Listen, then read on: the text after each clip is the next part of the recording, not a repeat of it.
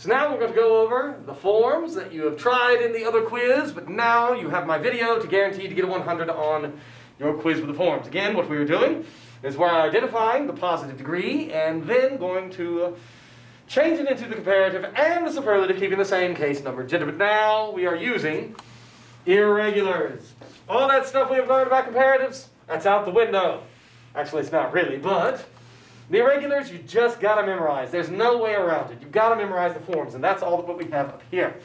So it says, number 1, many slave ladies, they, having been ordered, see how it's modifying the anculi, perfect passive participle, uses, to carry new sheets by Cornelius, they quickly obeyed.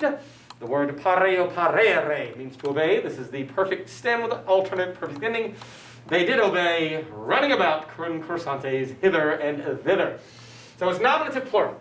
Now comparative, remember, we cannot simply put IOR because you got to go over here and you got to see, aha, it is multi, multa, the plural.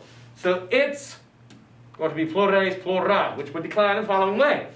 It would be plures, ibis, ace ibis, and plura, ibis, ace ibis. So we want nominative plural. That's what we're going with. That plures that is here. Likewise, to make it superlative, you go over here, plures, gives way to plurimi, plurimi, plurima, and that's what we're needing with the nominative plural.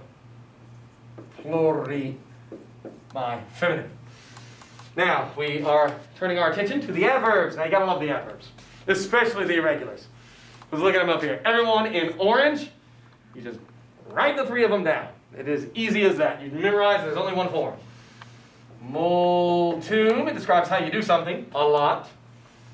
Plus, it describes how somebody else does something, even more than that.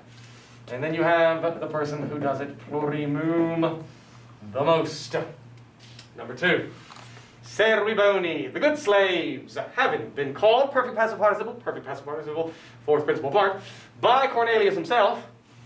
Those good slaves have been praised by all the guests, to whom, in the dative case, the food had been given. You see it as a unit.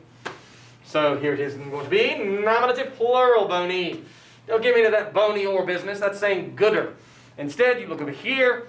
You see that comparative is melior, melius. Now, just like melior, you see IOR, you put third declension endings on it. So, melior, melioris, meliori, meliorim, meliore, meliores. Matches up with that nominative plural boni. So, meliores. For the superlative, don't give me any of that bonissimus. That'd be saying goodest.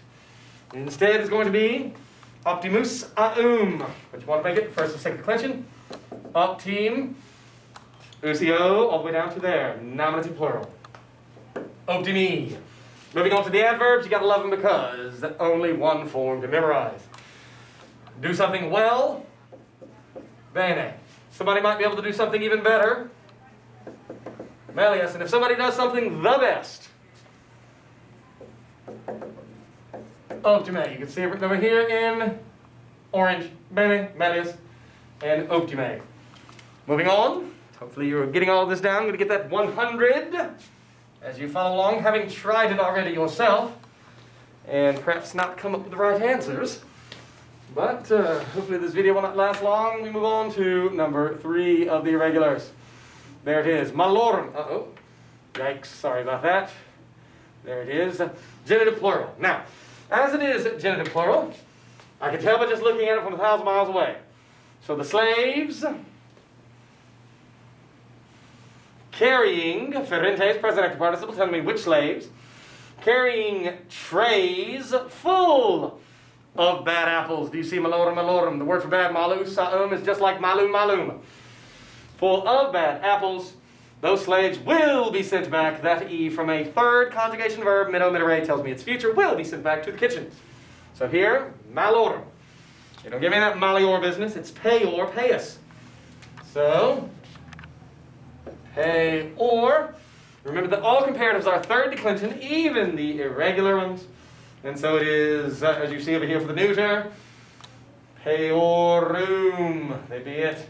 So peor, peoris, peori, and so forth and so on, peorum. And it would have been the same if it were masculine or feminine. So peorum, third declension.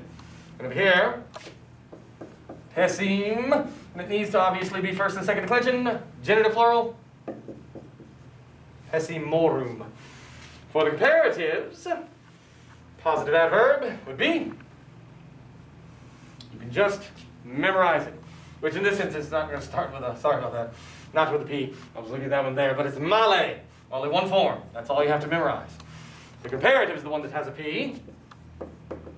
Pes, you can see, and over here, then it would be, sorry with the typo, pessim with an E. Of course, Canvas does not allow you the ability to have a macron, so ignore all the macrons that are here, but this is the form that it would indeed have. Now, magnum. Magnum is modifying artificium, so it says, on the journey, Titus showed the huge building, the big building, to the boys adventuris, about to arrive home, the building which has been built, was built, edificatum est, by Caesar. This is a relative clause, with quo being a relative pronoun, referring back to edificium. They both are singular, they both are neuter. But here, edificium is accusative singular neuter, as it's modified by magnum. So, for the comparative adjective, you go and see the word magnus. It is maior maius, and that's the form that it's going to be. Maius, because if that is accusative singular neuter, that is accusative singular neuter because the nominative singular neuter, maius, is identical to the accusative singular neuter. A very tricky one. For the superlative, it would be maxime. And so neuter, maximum, that you can see accusative singular. Then for the adverbs, you gotta love the adverbs because only one form. You can just see them right up here.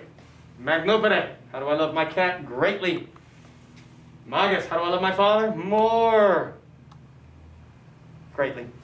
And how do I love my children? The most. Greatly. So it would be as you can see it here.